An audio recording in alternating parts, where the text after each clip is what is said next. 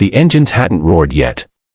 The street was quiet, almost unnaturally so, with the afternoon sun hanging high and pale in the sky. A small boy stood on the edge of the sidewalk, trembling as if the whole world had gone cold, even under that bright light. His gray hoodie looked a size too big, his jeans scuffed, and his hands clenched at his sides. In front of him knelt a man, broad, tattooed arms covered in scars and ink that told stories of roads and battles. His leather vest bore the emblem of the Hells Angels, patches stitched tight and worn with pride. His name was Ryder Hale, and behind him stood 5 of his brothers, men of iron and grit, each one silent, watching the boy as if they'd just seen a ghost. The boy looked up at him with tearful eyes, his voice barely a whisper. "They took my sister," he said, the words breaking halfway through his breath.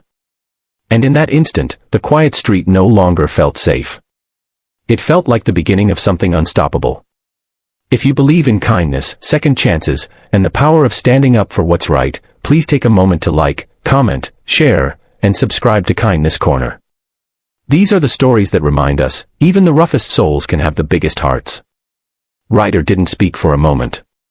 He just stared at the little boy, Evan, his name would later turn out to be, and saw something in his eyes he hadn't seen in years. Helplessness. The kind that cuts deep. Behind him, the other bikers exchanged uneasy glances. They were men who'd seen a lot of things, accidents, fights, loss, but the sight of a crying child on a quiet street always hit different. Ryder rose slowly, his boots pressing against the warm pavement, and placed one large hand on the boy's shoulder. "Start from the beginning," he said quietly. Evan explained through trembling words that his sister, Mara, only 12, had been taken. A dark van. 2 men. It happened near the park on the other side of town, just an hour ago. His mother was at work, and he'd been playing with her. He ran after them until he couldn't breathe, screaming her name. Nobody stopped. Nobody helped. The police hadn't arrived yet. He'd come running down the street until he saw the row of bikes gleaming like an army ready for war. He didn't even know who these men were. He just hoped someone would listen. Someone would care. By the time he finished speaking, Ryder's jaw was set like stone. His brothers didn't need to be told. They saw it in his eyes. Steel met purpose. Ryder turned toward his men, his voice low and clipped. "We ride." That was all he said. And that was all it took. Within seconds, the stillness shattered.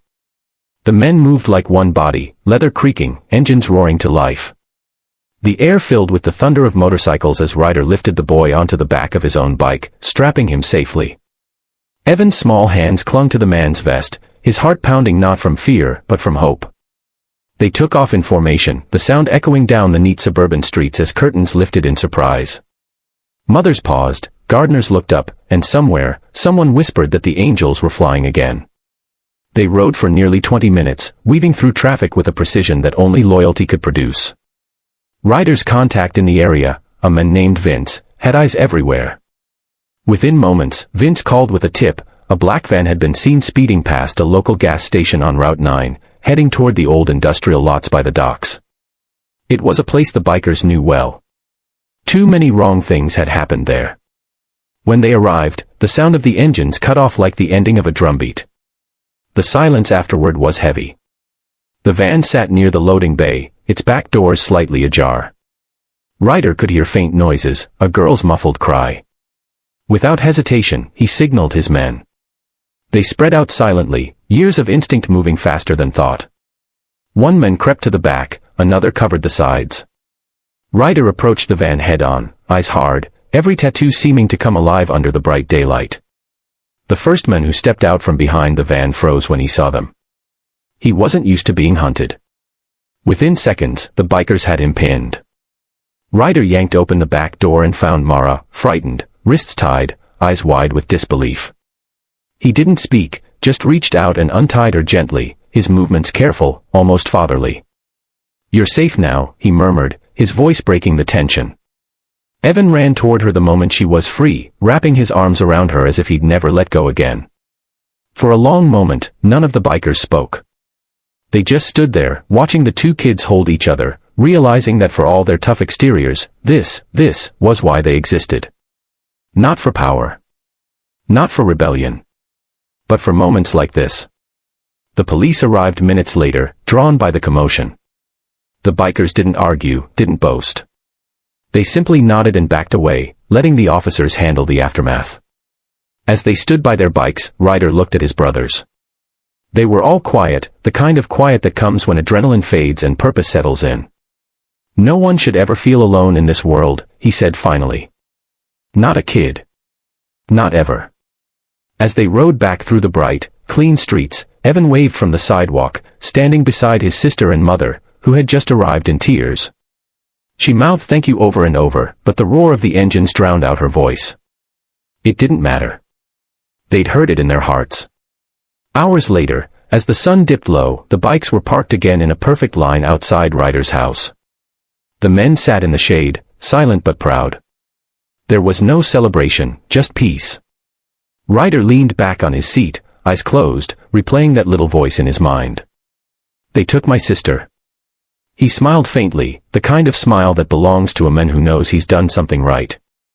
If this story moved you, if it reminded you that kindness can come from the most unexpected hearts, please like, share, and subscribe to Kindness Corner. These moments matter, they show that even in a world full of noise, humanity still speaks softly and acts boldly. Before the ending, tell us in the comments, what would you have done if you were in Ryder's place? Would you have written out too? That day, the Hells Angels didn't wait for anyone to tell them what was right. They didn't wait for headlines or applause. They just rode, not for glory, but for a little boy's whisper that reminded them who they truly were. And as the engines faded into the distance, the world was reminded of something powerful: kindness doesn't always wear a halo. Sometimes, it wears leather.